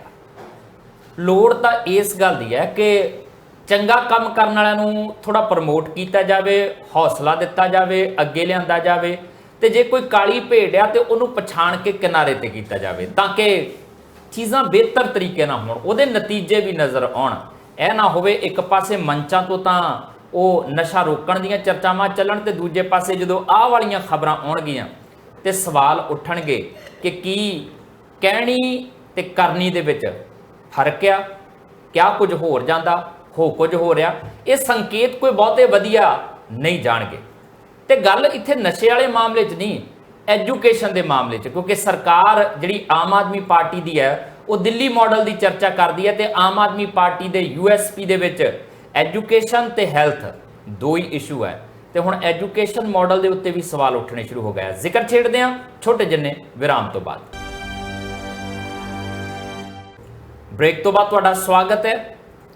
ਆਮ ਆਦਮੀ ਪਾਰਟੀ ਸੱਤਾ ਚਾਹੁੰਦੀ ਹੈ ਤੇ ਇੱਕ ਸਭ ਤੋਂ ਵੱਡਾ ਬਦਲਾਅ ਜਿਹੜਾ ਤਕਰੀਬਨ 15 ਕੁ ਸਾਲ ਤੋਂ ਲਗਾਤਾਰ ਇਹ ਗੱਲ ਸੁਣਦੇ ਆ ਰਹੇ ਸੀ, ਖਜ਼ਾਨਾ ਖਾਲੀ ਹੈ, ਖਜ਼ਾਨਾ ਖਾਲੀ ਹੈ, ਖਜ਼ਾਨਾ ਖਾਲੀ ਹੈ। ਇਹ ਬਿਆਨ ਸੁਣਨ ਨੂੰ ਨਹੀਂ ਮਿਲੇ। ਇਹਦੇ ਉਲਟ ਬਿਆਨ ਆਏ, ਖਜ਼ਾਨਾ ਭਰਿਆ ਪਿਆ, ਪੈਸੇ ਦੀ ਕਮੀ ਕੋਈ ਨਹੀਂ ਹੈ, ਆਪਾਂ ਇੱਥੇ ਵੀ ਖਰਚਾਂਗੇ, ਆਪਾਂ ਉੱਥੇ ਵੀ ਖਰਚਾਂਗੇ, ਆਪਾਂ ਕਮਾਈ ਵੀ ਵਧਾ ਰਹੇ ਹਾਂ। 15-20 ਦਿਨਾਂ ਬਾਅਦ ਰਿਪੋਰਟਾਂ ਵੀ ਦਿੱਤੀਆਂ ਜਾਣ ਲੱਗ ਪਈਆਂ ਕਿ ਜੀ ਅਸੀਂ ਰੈਵਨਿਊ ਇੰਨਾ ਇਕੱਠਾ ਕਰਨਾ ਸ਼ੁਰੂ ਕਰ ਦਿੱਤਾ, ਸਾਰਾ ਲੇਖਾ ਜੋਖਾ GST ਇੰਨਾ ਹੋ ਗਿਆ, ਸ਼ਰਾਬ ਚੋਂ ਇੰਨਾ ਆ ਗਿਆ। ਪਰ ਬਾਵਜੂਦ ਇਹਦੇ ਜਦੋਂ ਕੰਮਾਂ ਦੀ ਗੱਲ ਕਰਦੇ ਆ ਕਿ ਜਿਹੜੇ ਦੋ USP ਸੀਗੀਆਂ ਆਮ ਆਦਮੀ ਪਾਰਟੀ ਦੀਆਂ, ਹੈਲਥ ਤੇ ਐਜੂਕੇਸ਼ਨ, ਹੈਲਥ ਦੀ ਗੱਲ ਚੱਲੀ, ਕਹਿੰਦੇ ਲਓ ਜੀ ਅਸੀਂ ਆਮ ਆਦਮੀ ਕਲੀਨਿਕ ਬਣਾ ਦੇਣ ਲੱਗੇ ਆ। ਬਣਾਏ ਕਿਹੜੇ? ਆਲਰੇਡੀ ਜਿਹੜੀਆਂ ਡਿਸਪੈਂਸਰੀਜ਼ PHC ਜਿਹੜੀਆਂ ਬਣੀਆਂ ਹੋਈਆਂ ਸੀ, ਪ੍ਰਾਇਮਰੀ ਹੈਲਥ ਸੈਂਟਰ ਬਣੇ ਹੋਏ ਸੀਗੇ, ਪੇਂਟ ਕੀਤਾ, ਫੋਟੋਆਂ ਬਦਲੀਆਂ, ਆਮ ਆਦਮੀ ਕਲੀਨਿਕ ਬਣ ਗਿਆ। ਕਹਿੰਦੇ ਆ ਗਈ ਹੈਲਥ ਕ੍ਰਾਂਤੀ। ਹੁਣ ਕਹਿੰਦੇ ਜੀ ਐਜੂਕੇਸ਼ਨ ਕ੍ਰਾਂਤੀ ਦਾ ਸਮਾਂ ਆ ਤੇ ਐਜੂਕੇਸ਼ਨ ਕ੍ਰਾਂਤੀ ਦੇ ਵਿੱਚ ਆ 13 ਤਰੀਕ ਨੂੰ ਛੇਹਰਟਾ ਦੇ ਵਿੱਚ ਇੱਕ ਸਕੂਲ ਨੂੰ ਸਕੂਲ ਆਫ ਐਮੀਨੈਂਸ ਕਰਕੇ ਉਦਘਾਟਨ ਕੀਤਾ ਜਾਂਦਾ ਕੇਜਰੀਵਾਲ ਤੇ ਭਗਵੰਤ ਮਾਨ ਹੋਰਾਂ ਦੇ ਵੱਲੋਂ। ਤੇ ਸੁਖਬੀਰ ਬਾਦਲ ਮੈਦਾਨ 'ਚ ਆਣ ਕੇ ਕਹਿੰਦੇ ਲੈ ਇਹ ਕਿਹੜੀ ਗੱਲ ਕਰ ਦਿੱਤੀ ਹੈ, ਸਕੂਲ ਤਾਂ ਪ੍ਰਕਾਸ਼ ਸਿੰਘ ਬਾਦਲ ਹੋਰਾਂ ਨੇ ਬਣਾਇਆ ਤੇ ਇਹ ਤਾਂ ਸਾਡੇ ਕੀਤੇ ਕੰਮਾਂ ਤੇ ਸਿਰਫ ਦੋ ਕੂਚੀਆਂ ਫੇਰਦੇ ਤੇ ਆਪਣਾ ਨਾਮ ਲਿਖ ਕੇ ਕਹਿੰਦੇ ਜੀ ਅਸੀਂ ਕਰ ਦਿੱਤਾ। ਇਦਾਂ ਥੋੜੀ ਗੱਲ ਬਣਦੀ। ਤੁਸੀਂ ਕੀ ਕੀਤਾ? ਭਾਸਕਰ ਸਾਹਿਬ, ਵੈਸੇ ਸਵਾਲ ਤਾਂ ਇਹ ਹੈਗਾ ਆ ਕਿ ਜੇ ਤੁਸੀਂ ਪਹਿਲੀਆਂ ਸਰਕਾਰਾਂ ਦਾ ਕੱਖ ਨਹੀਂ ਕੀਤਾ ਹੋਇਆ ਮੰਨ ਰਿਹਾ ਕਿ ਉਹਨਾਂ ਨੇ ਕੱਖ ਨਹੀਂ ਕੀਤਾ, ਆਪਾਂ ਕਹਿੰਦੇ 70 ਸਾਲ 'ਚ ਕੁਝ ਨਹੀਂ ਹੋਇਆ, ਇਹੀ ਗੱਲ ਕਹਿੰਦੇ ਨਾ ਭਗਵੰਤ ਮਾਨ ਹੋਰੀ ਕਿ ਇਹਨਾਂ ਨੇ ਲੁੱਟਿਆ, ਖਾ ਲਿਆ, ਮਾਰ ਲਿਆ ਪੰਜਾਬ ਨੂੰ, ਅਸੀਂ ਕਰਾਂਗੇ ਸਾਰਾ ਕੁਝ। ਜੇ ਨਹੀਂ ਕੀਤਾ ਤੇ ਉਹ ਆਲਰੇਡੀ ਜਿਹੜੀਆਂ ਚੀਜ਼ਾਂ ਹੈਗੀਆਂ ਫਿਰ ਉਹਨਾਂ ਨੂੰ ਪੇਂਟ ਕਰਕੇ ਤੁਹਾਨੂੰ ਆਪਣਾ ਨਾਮ ਰੱਖਣ ਦੀ ਕਿਉਂ ਲੋੜ ਪੈ ਰਹੀ ਆ? ਆਪਣਾ ਨਵੇਂ ਸਿਰੋਂ ਕੁਝ ਕਿਉਂ ਨਹੀਂ ਕਰਦੇ ਜਾਂ ਇਸ ਗੱਲ ਨੂੰ ਕਬੂਲ ਕਿਉਂ ਨਹੀਂ ਕਰਦੇ ਕਿ ਇੰਨਾ ਕੁ ਕੰਮ ਹੋਇਆ ਆ, ਇਹਦੇ ਪੈਰਲਲ ਅਸੀਂ ਆ ਇੰਨਾ ਕੰਮ 5 ਸਾਲਾਂ 'ਚ ਕਰ ਦੇਣਾ ਜਿਹੜਾ ਪਿਛਲੇ 70 ਸਾਲਾਂ ਦੇ ਵਿੱਚ ਹੋਇਆ। ਸਕੂਲ ਆਫ ਐਮੀਨੈਂਸ ਦੇ ਮੁੱਦੇ ਦੇ ਉੱਤੇ ਆਮ ਆਦਮੀ ਪਾਰਟੀ ਦੇ ਆਪਣੇ MLA ਕੁੰਵਰ ਵਿਜੇ ਪ੍ਰਤਾਪ ਉਹਨਾਂ ਨੇ ਪੋਲ ਖੋਲ੍ਹਤੀ ਸੀ। ਜਦ ਉਹਨਾਂ ਨੇ ਇੰਦਰਜੀਤ ਸਿੰਘ ਨਿੱਬਰ ਹੋਣਾ ਜਿਹੜੇ ਪੁਰਾਣੇ ਮੰਤਰੀ ਸੀਗੇ, ਉਹਨਾਂ ਦੀ ਪੋਸਟ ਦੇ ਉੱਤੇ ਪੁੱਛਿਆ ਸੀ ਵੀ ਜਦ ਉਹਨਾਂ ਨੇ ਲਿਖਿਆ ਨਾ ਕਿ ਇਹ ਤਾਂ ਬੜਾ ਰਿਵੋਲੂਸ਼ਨਰੀ ਸਟੈਪ ਹੈਗਾ ਆਮ ਆਦਮੀ ਪਾਰਟੀ ਦੀ ਸਰਕਾਰ ਦਾ, ਉਹਨਾਂ ਨੇ ਕੀਤਾ ਵੀ ਇਸ ਬਿਲਡਿੰਗ ਵਿੱਚ ਨਵਾਂ ਕੀ ਹੈ ਦੱਸੋ ਮੈਨੂੰ, ਕਿ ਪੇਂਟ ਨਵਾਂ ਕੀਤਾ ਹੈ। ਕਿਉਂਕਿ ਦੂਜੇ ਪਾਸੇ ਗੁਰਜੀਤ ਸਿੰਘ ਔਜਲਾ ਉਹਨਾਂ ਦਾ ਇਹ ਵੀ ਬਿਆਨ ਤੁਹਾਨੂੰ ਯਾਦ ਦਿਲਾ ਦਾਂ ਕਿ ਉਹਨਾਂ ਨੇ ਕਿਹਾ ਸੀ ਇਸ ਸਕੂਲ ਦੀ ਬਿਲਡਿੰਗ ਦਾ ਲੈਂਟਰ ਤੇ ਮੇਰੇ 10 ਲੱਖ ਰੁਪਏ ਜਿਹੜੇ MP LED ਫੰਡ ਹੁੰਦਾ ਉਹਦੇ ਰਾਹੀਂ ਪਿਆ। ਹੁਣ ਆਪਣੇ ਹੀ MLA ਦਾ ਉਠਾਇਆ ਹੋਇਆ ਸਵਾਲ ਔਰ ਉਹਦੇ ਵਿੱਚ ਇਹ ਗੱਲ ਕਹਿਣਾ ਕਿ ਇਹ ਤੇ ਪਿਛਲੀ ਸਰਕਾਰਾਂ ਨੇ ਬਣਾਈ ਸੀ ਔਰ ਸੁਖਬੀਰ ਬਾਦਲ ਉਹਨਾਂ ਦਾ ਆਪਣੀ ਸਰਕਾਰ ਨੂੰ ਹੀ ਉਸ ਸਕੂਲ ਦਾ ਕ੍ਰੈਡਿਟ ਦੇਣਾ, ਫਿਰ ਫਰਕ ਤੇ ਪੈਂਦਾ ਹੈ। ਇਹ ਕਿਹੜਾ ਕੰਮ ਕਰਨ ਲੱਗੇ ਹੋ ਤੁਸੀਂ? ਪੋਚੀਆਂ ਮਾਰ ਕੇ ਕਹਿੰਦੇ ਹੋ ਕਿ ਨਵਾਂ ਸਕੂਲ ਖੋਲ੍ਹਤਾ, ਇੱਦਾਂ ਦੇ 117 ਖੋਲਾਂਗੇ। ਮੁਹੱਲਾ ਕਲੀਨਿਕ ਦੇ ਮੁੱਦੇ ਦੇ ਉੱਤੇ ਹਜੇ ਮਨਸੁਖ ਮਾਂਡਵੀ ਹੈ ਜਿਹੜੇ ਕੇਂਦਰੀ ਸਵਾਸਥਯ ਮੰਤਰੀ ਹੈ, ਉਹਨਾਂ ਦੇ ਨਾਲ ਤਾਂ ਤੁਹਾਡੀ ਗੱਲ ਮੁੱਕੀ ਨਹੀਂ, ਕਿਉਂਕਿ ਨੈਸ਼ਨਲ ਹੈਲਥ ਮਿਸ਼ਨ ਦੇ ਜਿਹੜੇ 546 ਕਰੋੜ ਰੁਪਏ ਆਣੇ ਸੀਗੇ ਉਹ ਤੁਹਾਡੇ ਇਸ ਕਰਕੇ ਰੋਕ ਦਿੱਤੇ ਗਏ ਕਿ ਤੁਸੀਂ Ayushman health and wellness centres ਨੂੰ ਆਮ ਆਦਮੀ ਮੁਹੱਲਾ ਕਲੀਨਿਕ ਬਣਾਤਾ ਤੇ ਉਹਦੇ ਵਿੱਚ ਭਗਵੰਤ ਮਾਨ ਉਹਨਾਂ ਦੀ ਫੋਟੋ, ਮੋਦੀ ਉਹਨਾਂ ਦੀ ਫੋਟੋ ਗਾਇਬ, ਜਾਂ ਫਿਰ ਉਹ ਪੈਟਰਨ 17 ਤਰੀਕ ਨੂੰ ਮੋਦੀ ਜੀ ਦਾ ਬਰਥਡੇ ਹੈ, ਉਸ ਦੌਰਾਨ 708 ਇੱਦਾਂ ਦੇ Ayushman health and wellness centre ਦੇ ਵਿੱਚ ਸਵਾਸਥਯ ਮੇਲਾ ਲੱਗਣਾ। ਹੁਣ ਦੇਖੋ ਇੱਥੇ ਵੀ ਉਹ ਮੇਲੇ ਲੱਗਣਗੇ ਜਿਹੜੇ ਤੁਸੀਂ ਹੈਲਥ ਸੈਂਟਰ ਨੂੰ ਚੇਂਜ ਕਰਕੇ, ਆਯੁਸ਼ਮਾਨ ਸੈਂਟਰ ਨੂੰ ਚੇਂਜ ਕਰਕੇ ਮੁਹੱਲਾ ਕਲੀਨਿਕ ਲਾਤਾ। ਚੰਗੀ ਗੱਲ ਹੈਗੀ ਹੈ, ਲੋਕਾਂ ਨੂੰ ਇਲਾਜ ਮਿਲਣਾ ਚਾਹੀਦਾ ਹੈ ਔਰ ਸ਼ਾਇਦ ਇਹੀ ਇੱਕ ਵਜ੍ਹਾ ਹੈ ਕਿ ਆਮ ਆਦਮੀ ਪਾਰਟੀ ਨੇ ਕਥਿਤ ਤੌਰ ਤੇ ਦਿੱਲੀ ਦੇ ਵਿੱਚ ਬਹੁਤ ਵਧੀਆ ਕੰਮ ਕੀਤਾ ਤੇ ਹੁਣ ਮੋਦੀ ਸਰਕਾਰ ਵੀ 17 ਜਨਵਰੀ ਤੋਂ ਹੈਲਥ ਦੇ ਸੈਕਟਰ ਦੇ ਵਿੱਚ ਬੜੇ ਵੱਡੇ ਕਦਮ ਪੁੱਟਣ ਵਾਲੀ ਹੈ। ਹੋ ਸਕਦਾ ਤੁਸੀਂ ਮਜਬੂਰ ਕੀਤਾ ਹੋਵੇ, ਪਰ ਇੱਦਾਂ ਦਾ ਕੰਮ ਨਾ ਕਰੋ। ਸਾਡੇ ਨਾਲ ਕੇਜਰੀਵਾਲ ਸਾਹਿਬ ਜਾਲੀ ਕੰਮ ਨਾ ਕਰੋ।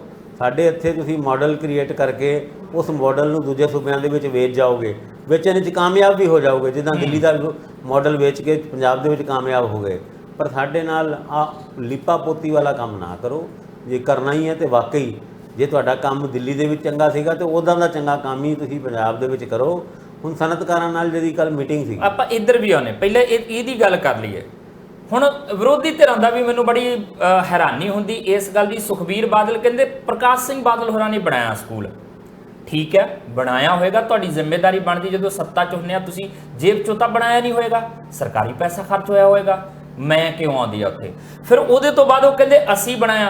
ਗੁਰਜੀਤ ਔਜਲਾ ਕਹਿੰਦੇ 10 ਲੱਖ ਰੁਪਏ ਤਾਂ ਮੇਰੇ ਨਾਲ ਜਿਹੜਾ ਉਹ ਲੈਂਟਰ ਪਿਆ। 10 ਲੱਖ ਕਿੱਥੋਂ ਲੈ ਕੇ ਆਏ ਸੀ ਗੁਰਜੀਤ ਔਜਲਾ ਹੋਰੀ? MP ਲੈਂਡ ਫੰਡ 'ਚੋਂ ਦਿੱਤਾ ਸੀ। MP ਲੈਂਡ ਫੰਡ ਦਾ ਪੈਸਾ ਕਿਹਦਾ ਆ? ਲੋਕਾਂ ਦਾ ਪੈਸਾ। ਕੀ ਉਹ 10 ਲੱਖ ਰੁਪਇਆ ਦੇ ਕੇ ਤੁਹਾਡਾ ਹੋ ਗਿਆ ਸਕੂਲ? ਫਿਰ ਇਹ ਦੋਨੋਂ ਇਹ ਗੱਲ ਕਰਦੇ ਵੀ ਕਿਤੇ ਨਜ਼ਰ ਨਹੀਂ ਆਉਂਦੀ ਕਿ ਡਾਂਗ ਸਾਹਿਬ MLA ਜਿਹੜੇ ਹੋਇਆ ਕਰਦੇ ਸੀ ਅੰਮ੍ਰਿਤਸਰ ਦੇ, ਉਹਨਾਂ ਨੇ ਬੜੀ ਮਿਹਨਤ ਕੀਤੀ ਆ ਉਸ ਸਕੂਲ ਦੇ ਉੱਤੇ, ਉਹਦਾ ਜ਼ਿਕਰ ਨਹੀਂ ਕਰਦੇ। ਨਾ ਉਹਨਾਂ ਦਾ ਹੋ ਗਿਆ ਹੋਊਗਾ ਸਕੂਲ, ਉਹਨਾਂ ਨੇ ਜਿੰਨਾ ਪੈਸਾ ਖਰਚ ਕੀਤਾ ਹੋਏਗਾ। ਮਤਲਬ ਇੱਕ ਸਕੂਲ ਦੇ ਉੱਤੇ ਕੁਝ ਕੰਮ ਕੀਤਾ ਅਕਾਲੀ ਦਲ ਨੇ, ਕੁਝ ਕੰਮ ਕੀਤਾ ਕਾਂਗਰਸ ਨੇ, ਕੁਝ ਡਾਂਗ ਸਾਹਿਬ ਨੇ ਕੰਮ ਕੀਤਾ, ਕੁਝ ਉਹਦੇ ਉੱਤੇ ਆਣ ਕੇ ਆਮ ਆਦਮੀ ਪਾਰਟੀ ਨੇ ਕੰਮ ਕਰਤਾ, ਤੇ ਠੱਪੇ ਤੁਸੀਂ ਕੱਲੇ ਆਪਣੇ ਲਾ ਰਹੇ ਹੋ। ਇਹ ਨੱਕ ਕੰਮ ਜੇ ਹਰ ਸਕੂਲ ਦੇ ਉੱਤੇ ਪੰਜਾਬ ਦੇ ਕੀਤਾ ਹੋਏ ਸਾਰੀਆਂ ਨੇ ਪਾਰਟੀਆਂ ਨੇ ਰਲ ਕੇ, ਤਾਂ ਜ਼ਿਆਦਾ ਬਿਹਤਰ ਨਹੀਂ? ਜਾਂ ਇਹ ਕਰਦੇ ਆ ਯਾਰ ਇਹ ਸਕੂਲ ਦੇ ਉੱਤੇ ਥੋੜਾ ਪੈਸਾ ਖਰਚ ਕਰਕੇ ਨਾ ਆਪਣੇ ਨੰਬਰ ਬਣਾ ਸਕਦੇ ਆਪਾਂ। ਦੇਖੋ ਮੈਂ ਇਸ ਚੀਜ਼ ਨੂੰ ਦੋ ਤਰੀਕੇ ਨਾਲ ਦੇਖਣਾ। ਇੱਕ ਤਰੀਕਾ ਤੇ ਆਪਾਂ ਦੱਸ ਚੁੱਕੇ ਆ, ਲੀਪਾ ਪੋਤੀ ਵਾਲਾ ਕੰਮ। ਦੂਜਾ ਇਹ ਵੇ ਕਿ ਵੀ ਹੁਣ ਜੇ ਸਕੂਲ ਦੀ ਬਿਲਡਿੰਗ ਬਾਦਲ ਸਾਹਿਬ ਦੇ ਟਾਈਮ ਵਿੱਚ ਬਣੀ ਹੋਏ ਤੇ ਕਹਿੰਦੇ ਬਾਦਲ ਸਾਹਿਬ ਨੇ ਬਣਾਇਆ ਸੀ, ਜੇ ਕੋਈ ਕਾਂਗਰਸ ਦੇ ਟਾਈਮ ਵਿੱਚ ਬਣੇ ਹੋਏ ਤੇ ਕਹਿੰਦੇ ਕੈਪਟਨ ਅਮਰਿੰਦਰ ਸਿੰਘ ਨੇ ਬਣਾਈ ਸੀ। ਔਰ ਇਹ ਗੱਲ ਤੁਹਾਡੀ ਬਿਲਕੁਲ ਠੀਕ ਹੈ, ਕਿਸੇ ਨੇ ਵੀ ਆਪਣੇ ਜੇਬ ਤੋਂ ਪੈਸਾ ਖਰਚ ਕਰਕੇ ਇਹ ਬਿਲਡਿੰਗ ਨਹੀਂ ਬਣਾਈ ਸੀ। ਹੁਣ ਉਹ ਸਰਕਾਰੀ ਇਨਫਰਾਸਟ੍ਰਕਚਰ ਹੈ, ਉਸ ਸਰਕਾਰੀ ਇਨਫਰਾਸਟ੍ਰਕਚਰ ਨੂੰ ਹੀ ਅਗਰ ਤੁਸੀਂ ਠੀਕ ਕਰਕੇ ਉਹਨੂੰ ਸਕੂਲ ਆਫ ਐਮੀਨੈਂਸ ਦੇ ਵਿੱਚ ਇੱਕ ਤਰੀਕੇ ਨਾਲ ਡਿਵੈਲਪ ਕਰਦੇ ਹੋ ਤੇ ਇੱਕ ਐਂਗਲ ਤੋਂ ਤੇ ਇਹਦੇ ਵਿੱਚ ਕੋਈ ਬੁਰਾਈ ਵੀ ਨਹੀਂ ਹੈ। ਬਿਲਕੁਲ। ਹੁਣ ਲੋਕੀ ਕਹਿਣਗੇ ਤੁਸੀਂ ਇੱਕ ਵਾਰ ਤੇ ਇਹ ਗੱਲ ਕਹਿੰਦੇ ਹੋ, ਦੂਜੀ ਵਾਰ ਇਹ ਗੱਲ ਕਹਿੰਦੇ ਹੋ। ਦੇਖੋ ਦੋਨੋਂ ਐਂਗਲ ਨੂੰ ਧਿਆਨ ਵਿੱਚ ਰੱਖਣ ਦੀ ਲੋੜ ਹੈ। ਜੇ ਐਗਜ਼ਿਸਟਿੰਗ ਇਨਫਰਾਸਟ੍ਰਕਚਰ ਇੰਨਾ ਹੀ ਚੰਗਾ ਹੁੰਦਾ, ਜੇ ਹੁਣ ਬਾਦਲ ਸਾਹਿਬ ਜਾਂ ਫਿਰ ਸੁਖਬੀਰ ਸਿੰਘ ਬਾਦਲ ਇਹ ਵੀ ਕਲੇਮ ਕਰਦੇ ਨਾਲ ਕਿ ਇਹ ਤੇ ਸਕੂਲ ਚੱਲ ਹੀ ਬੜਾ ਰਿਹਾ ਸੀ, ਵਧੀਆ ਰਿਹਾ ਸੀਗਾ, ਹੁਣ ਬਿਲਡਿੰਗ ਭਾਵੇਂ ਉਹਨਾਂ ਨੇ ਬਣਾਈ ਨਹੀਂ ਚੱਲ ਵਧੀਆ ਰਿਹਾ ਸੀ। ਇੱਕ ਉਮਰ ਵਿਜੇ ਪ੍ਰਤਾਪ ਹੋਰਾਂ ਦੇ ਕਮੈਂਟ 'ਚੋਂ ਤੁਸੀਂ ਦੇਖ ਸਕਦੇ ਹੋ ਕਿ ਨਤੀਜੇ ਵੀ ਵਧੀਆ ਸੀ ਇਸ ਸਕੂਲ ਦੇ। ਲੇਕਿਨ ਅਗਰ ਚੱਲ ਰਿਹਾ ਸੀ ਤਾਂ ਉਹਦੇ ਵਿੱਚ ਕੋਈ ਇੰਪਰੂਵਮੈਂਟ ਕੀਤੀ ਹੈ ਤੇ ਉਹਦੇ ਕਰਕੇ ਜੇ ਆਮ ਆਦਮੀ ਪਾਰਟੀ ਇਹ ਕਲੇਮ ਕਰਦੀ ਹੈ ਕਿ ਜੀ ਇਹ ਤੇ ਹੁਣ ਸ਼ੁਰੂਆਤ ਹੀ ਅਸੀਂ ਕੀਤੀ ਹੈ, ਫਿਰ ਗਲਤੀ ਹੈ। ਲੇਕਿਨ ਸਕੂਲ ਜਾਂ ਸਰਕਾਰੀ ਇਨਫਰਾਸਟ੍ਰਕਚਰ ਨੂੰ ਅਪਗ੍ਰੇਡ ਕਰਕੇ ਕੋਈ ਵੀ ਸਰਕਾਰ, ਹੁਣ ਲਾਲ ਕਿਲਾ ਬਣਾਇਆ ਤੇ ਅੰਗਰੇਜ਼ਾਂ ਨੇ ਸੀ ਨਾ, ਤੇ ਉਸ ਤੋਂ ਮੁਗਲਾਂ ਨੇ ਬਣਾਇਆ ਸੀਗਾ, ਪਰ ਹੁਣ ਤੱਕ ਲਾਲ ਕਿਲੇ ਦੇ ਵਿੱਚ ਕੋਈ ਵੀ ਡਿਵੈਲਪਮੈਂਟ ਹੁੰਦੀ ਹੈ ਹੁਣ ਕਰੰਟ ਸਰਕਾਰਾਂ ਹੀ ਉਹਦਾ ਕ੍ਰੈਡਿਟ ਲੈਂਦੀਆਂ। ਨਹੀਂ ਹੁਣ ਤਾਂ ਉਹਦੀ ਵੀ ਰੱਖ ਰਖਾਵ ਨੂੰ ਪ੍ਰਾਈਵੇਟ ਕੰਪਨੀਆਂ ਨੂੰ ਦੇ ਦਿੱਤਾ ਸੀਗਾ, ਉਹ ਠੇਕਾ ਦੇ ਦਿੱਤਾ। ਉਹ ਤੇ ਬਹੁਤ ਸਾਰੀ ਇਦਾਂ ਦੀ ਇਮਾਰਤਾਂ ਵੇਚ ਦਿੱਤੀਆਂ ਹੁਣ। ਔਰ ਇੰਡੀਆ ਗੇਟ ਦੇ ਵਿੱਚ ਅੱਜ ਕੱਲ੍ਹ ਲੀਡਰ ਸ਼ੋ ਹੁੰਦਾ ਬਹੁਤ। ਪਰ ਮੂਲ ਸਵਾਲ ਉੱਥੇ ਹੀ ਆਣ ਕੇ ਰਹਿ ਜਾਂਦਾ ਕਿ ਜੇ ਇਹ ਸਰਕਾਰ ਹੈਲਥ ਦੇ ਮਾਡਲ ਦੇ ਵਿੱਚ ਉੱਥੇ ਪੇਂਟ ਕਰਕੇ ਕਹਿ ਗਈ ਕਿ ਬਣੀ ਬਣਾਈ ਬਿਲਡਿੰਗ ਹੈ, ਇੱਥੇ ਆਪਣਾ ਮੋਹਰ ਲਾ ਦੇਣੀ ਆਪਾਂ, ਉਹ ਕੰਮ ਕਰੇਗੀ। ਐਜੂਕੇਸ਼ਨ ਦੇ ਮਾਮਲੇ 'ਚ ਜਿਹੜੀਆਂ ਆਲਰੇਡੀ ਸਕੂਲਾਂ ਦੀਆਂ ਬਿਲਡਿੰਗਸ ਠੀਕ ਠਾਕ ਹੈਗੀਆਂ, ਵਧੀਆ ਹੈਗੀਆਂ ਨੇ, ਬਹੁਤ ਸਾਰੇ ਸਕੂਲ ਬਣੇ ਹੋਏ ਨੇ ਬਿਹਤਰ ਔਰ ਬੱਤਰ ਹਾਲਾਤਾਂ ਦੇ ਵੀ ਹੈਗੇ ਆ ਭਾਸਕਰ ਸਾਹਿਬ। ਇਹ ਨਹੀਂ ਆ ਕਿ ਇਦਾਂ ਦੇ ਹੀ ਸਾਰੇ ਸਕੂਲ ਆ, ਬੱਤਰ ਹਾਲਾਤਾਂ ਦੀ ਸਥਿਤੀ ਜ਼ਿਆਦਾ ਮੈਨੂੰ ਲੱਗਦਾ ਕਿ ਗਿਣਤੀ ਹੋਏਗੀ। ਉਹਨਾਂ ਨੂੰ ਕਰਨ ਦੀ ਬਜਾਏ ਆ ਬਿਹਤਰ ਵਾਲਿਆਂ ਦੇ ਉੱਤੇ ਮਾਰਕਾ ਲਾ ਕੇ ਤੇ ਕਹਿ ਦੋ ਕਿ ਅਸੀਂ ਕੀਤਾ। ਕੀ ਫਿਰ ਲੋਕਾਂ ਦੇ ਵਿੱਚ ਪ੍ਰਭਾਵ ਉਹ ਨਹੀਂ ਜਾਏਗਾ ਕਿ ਤੁਸੀਂ ਤਾਂ ਕੁਝ ਨਵਾਂ ਕਰਨ ਲਈ ਆਏ ਸੀ, ਪੁਰਾਣਿਆਂ ਦਾ ਹੀ ਜੇ ਕ੍ਰੈਡਿਟ ਲੈ ਰਹੇ ਹੋ ਤੇ ਤੁਹਾਡਾ ਕੀ ਫਾਇਦਾ? ਇਹ ਤੁਹਾਡਾ ਆਈਡੀਆ ਬਿਲਕੁਲ ਵਧੀਆ ਹੈ। ਜਿਹੜੇ ਸਭ ਤੋਂ ਜ਼ਿਆਦਾ ਖਰਾਬ ਸਕੂਲ ਨੇ ਉਹਨਾਂ ਨੂੰ ਸਕੂਲ ਆਫ ਐਮੀਨੈਂਸ ਦੇ ਵਿੱਚ ਅਗਰ ਸਰਕਾਰ ਡਿਵੈਲਪ ਕਰੇ ਤਦ ਤੇ ਇਹ ਮੰਨਿਆ ਜਾਏਗਾ ਕਿ ਸਰਕਾਰ ਨੇ ਵਾਕਈ ਕੋਈ ਬਦਲਾਅ ਕੀਤਾ। ਨਾਲੇ ਕੰਪੈਰੀਟਿਵਲੀ ਦੋ ਫੋਟੋਆਂ ਦਿਖਾਓ, ਸਾਡੇ ਕੰਮ ਕਰਨ ਤੋਂ ਪਹਿਲਾਂ, ਸਾਡੇ ਕੰਮ ਕਰਨ ਤੋਂ ਬਾਅਦ, ਲੋਕਾਂ ਨੂੰ ਪਤਾ ਲੱਗੇ। ਹੁਣ ਜਿਹਦੇ ਵਿੱਚ 5 ਪੈਸੇ ਦੀ ਰਿਕੁਆਇਰਮੈਂਟ ਕਰਕੇ ਤੁਸੀਂ 100% ਦਾਅਵੇ ਕਰੋਗੇ ਤੇ ਫਿਰ ਸਵਾਲ ਤੇ ਸਾਡੇ ਵਰਗੇ ਬੰਦੇ ਉਠਾਣਗੇ। ਤੇ ਇਸ ਕਰਕੇ ਹੁਣ ਜਿਹੜੇ ਬਾਕੀ 116 ਬਣਾਉਣੇ ਨੇ ਨਾ, ਉਹਨਾਂ ਸਕੂਲਾਂ ਨੂੰ ਜਿਹੜੇ ਉਸ ਜ਼ਿਲ੍ਹੇ ਦੇ ਸਭ ਤੋਂ ਘਟੀਆ ਸਕੂਲ ਨੇ, ਘਟੀਆ ਇਨ ਦਾ ਸੈਂਸ ਕਿ ਪਰਫਾਰਮੈਂਸ ਵਾਈਜ਼ ਵੀ, ਇਨਫਰਾਸਟ੍ਰਕਚਰ ਪੁਆਇੰਟ ਆਫ ਵਿਊ ਨਾਲ ਵੀ, ਔਰ ਉੱਥੇ ਵਾਕਈ ਉਹਨਾਂ ਦੀ ਤਸਵੀਰ ਬਦਲਣ ਦੀ ਲੋੜ ਹੈ, ਉਹਨਾਂ ਤੋਂ ਸ਼ੁਰੂ ਕਰੋ ਕੰਮ। ਮਜ਼ਾ ਤੇ ਤਦ ਆਏਗਾ। ਔਰ ਵਾਕਈ ਜਿਹੜੇ ਕੇਜਰੀਵਾਲ ਸਾਹਿਬ ਦੇ ਬਾਹਾਂ ਚੱਕ ਕੇ ਜਿਹੜਾ ਮਤਲਬ ਵਨ ਨੇਸ਼ਨ ਵਨ ਐਜੂਕੇਸ਼ਨ ਦੀ ਪਾਲਿਸੀ ਦੀ ਗੱਲ ਕਰਦੇ ਨੇ, ਤਦ ਤੇ ਵਾਕਈ ਲੱਗੇਗਾ ਕਿ ਗਰੀਬਾਂ ਨੂੰ ਵੀ ਸਹੀ ਇਨਫਰਾਸਟ੍ਰਕਚਰ ਵਧੀਆ ਤਰੀਕੇ ਨਾਲ ਮਿਲ ਰਿਹਾ। ਪਰ ਹੁਣ ਅਗਲਾ ਸਕੂਲ ਉਹ ਫੈਮਿਨੈਂਸ ਜਦ ਖੋਲ੍ਹਿਆ ਜਾਏ ਤੇ ਉਹ ਥੱਲੇ ਤੋਂ ਸ਼ੁਰੂ ਕੀਤਾ ਜਾਏ। ਜਿਹੜੇ ਸਕੂਲ ਦੀ ਸਭ ਤੋਂ ਬਦਤਰ ਹਾਲਤ ਹੈਗੀ ਹੈ ਉਹਨੂੰ ਸਕੂਲ ਆਫ ਐਮੀਨੈਂਸ ਦੇ ਵਿੱਚ ਤਬਦੀਲ ਕੀਤਾ ਜਾਏ। ਇਹ ਸਾਡਾ ਸੁਜੈਸ਼ਨ ਵੀ ਹੈਗਾ ਔਰ ਸਾਡੀ ਉਮੀਦ ਹੈ ਕਿ ਸਰਕਾਰ ਇਸ ਮੁੱਦੇ ਦੇ ਉੱਤੇ ਧਿਆਨ ਜ਼ਰੂਰ ਦੇਗੀ। ਬਿਲਕੁਲ, ਕੋਈ ਵੀ ਵਿਦਿਅਕ ਸੰਸਥਾ ਭਾਵੇਂ ਕੋਈ ਵੀ ਨਾਮ, ਸਮਾਰਟ ਸਕੂਲ ਕਹਿ ਲਓ, ਉਹਨਾਂ ਨੂੰ ਮੈਰੀਟੋਰੀਅਸ ਸਕੂਲ ਕਹਿ ਲਓ, ਉਹਨਾਂ ਨੂੰ ਆਦਰਸ਼ ਸਕੂਲ ਕਹਿ ਲਓ, ਜਾਂ ਉਹਨਾਂ ਨੂੰ ਸਕੂਲ ਆਫ ਐਮੀਨੈਂਸ ਕਹਿ ਲਓ, ਇਹ ਅਦਾਰੇ ਜਿਹੜੇ ਆ ਉਹ ਭਵਿੱਖ ਸਿਰਜਣ ਵਾਲੇ ਨੇ। ਭਾਵੇਂ ਨਾਮ ਕੋਈ ਵੀ ਦੇ ਲਓ, ਬਿਹਤਰ ਹੋਣੇ ਚਾਹੀਦੇ। ਹੁਣ ਅਗਲਾ ਜਿਹੜਾ ਸਕੂਲ ਆਫ ਐਮੀਨੈਂਸ ਹੋਵੇ, ਜਦੋਂ ਵੀ ਉਦਘਾਟਨ ਹੋਵੇ, ਉਹ ਸਕੂਲ ਆਫ ਐਮੀਨੈਂਸ ਬਣੇ, ਸਕੂਲ ਆਫ ਪੋਲਿਟਿਕਸ ਨਾ ਬਣ ਜਾਵੇ ਇਸੇ ਤਰੀਕੇ ਨਾਲ ਜਿਹੜਾ ਪਹਿਲਾ ਕੰਮ ਕੀਤਾ। ਇਸ ਗੱਲ ਦੀ ਅਸੀਂ ਤਵੱਕੋ ਰੱਖਦੇ ਹਾਂ। ਪਰ ਜ਼ਿਕਰ ਤਾਂ ਫਿਰ ਰਾਸ਼ਟਰੀ ਪੱਧਰ ਤੇ ਉਸ ਪੋਲਿਟਿਕਸ ਦਾ ਵੀ ਕਰਨਾ ਪਏਗਾ ਜਿਹਦੇ ਵਿੱਚ ਦਾਗੀਆਂ ਦੀ ਭਰਮਾਰ ਹੈ, ਅਪਰਾਧੀਆਂ ਦੀ ਭਰਮਾਰ ਹੈ। ਹੁਣ ਇਹਨਾਂ ਨੂੰ ਜਿਹੜਾ ਆ ਉਹ ਲੀਡਰ ਕਹੀਏ ਜਾਂ ਕੁਝ ਹੋਰ ਕਹੀਏ, ਸਾਨੂੰ ਨਹੀਂ ਸਮਝ ਆਉਂਦੀ। ਪਰ ਸੁਪਰੀਮ ਕੋਰਟ 'ਚ ਕੇਸ ਜਿਹੜਾ ਉਹ ਚੱਲ ਪਿਆ ਕਿ ਜਿਹੜੇ ਦਾਗੀ ਹੈ, ਰਿਆਇਤ ਰਾਹਤ ਇਹਨਾਂ ਨੂੰ ਨਹੀਂ ਮਿਲਣੀ ਚਾਹੀਦੀ। ਇੱਕ ਵਾਰੀ ਸਜ਼ਾ ਹੋ ਗਈ ਤੇ ਮੁੜ ਕੇ ਸਾਰੀ ਜ਼ਿੰਦਗੀ ਲਈ ਇਹਨਾਂ ਦੇ ਚੋਣ ਲੜਨ ਤੇ ਲੱਗਣੀਆਂ ਚਾਹੀਦੀਆਂ ਪਾਬੰਦੀਆਂ। ਆਪਾਂ ਇਹਦੇ ਤੇ ਜ਼ਿਕਰ ਕਰਦੇ ਹਾਂ ਛੋਟੇ ਜਿੰਨੇ ਵਿਰਾਮ ਤੋਂ ਬਾਅਦ। ਬ੍ਰੇਕ ਤੋਂ ਬਾਅਦ ਤੁਹਾਡਾ ਸਵਾਗਤ ਹੈ। ਇੱਕ ਰਿਪੋਰਟ ਨਿਕਲ ਕੇ ਆਉਂਦੀ ਸੁਪਰੀਮ ਕੋਰਟ ਦੇ ਵਿੱਚੋਂ। ਅਸ਼ਵਨੀ ਉਪਾਧਿਆਏ ਇਹ ਪਾਉਂਦੇ ਨੇ ਪਟੀਸ਼ਨ ਦੇ ਵਿੱਚ ਮੰਗ ਕੀ ਕੀਤੀ ਜਾਂਦੀ ਕਿ ਜਦੋਂ ਤੱਕ ਕੋਈ ਅਫਸਰ ਦਾਗੀ ਨਿਕਲਦਾ ਆ, ਉਹਦੇ ਉੱਤੇ ਕੋਈ ਅਪਰਾਧਿਕ ਮਾਮਲਾ ਹੁੰਦਾ, ਕੋਈ ਕਤਲ ਦੀ ਕੋਸ਼ਿਸ਼, ਕੋਈ ਬਲਾਤਕਾਰ, ਤੇ ਉਹਦੀ ਨੌਕਰੀ ਜਾਂਦੀ ਲੱਗਦੀ, ਮੁੜ ਕੇ ਫਿਰ ਉਹ ਨੌਕਰੀ ਨਹੀਂ ਹਾਸਲ ਕਰ ਸਕਦਾ। ਲੀਡਰਾਂ ਦੇ ਵਿੱਚ ਇਦਾਂ ਦੀ ਕਿਹੜੀ ਖਾਸੀਅਤ ਹੈ ਕਿ 2 ਸਾਲ ਦੀ ਸਜ਼ਾ ਜਾਂ ਉਹਦੇ ਤੋਂ ਵੱਧ ਦੀ ਸਜ਼ਾ ਹੁੰਦੀ ਹੈ ਤੇ ਉਹਨਾਂ ਦੇ ਪਾਬੰਦੀ ਜਿਹੜੀ ਲੱਗਦੀ ਸਿਰਫ 6 ਸਾਲ ਦੀ ਲੱਗਦੀ।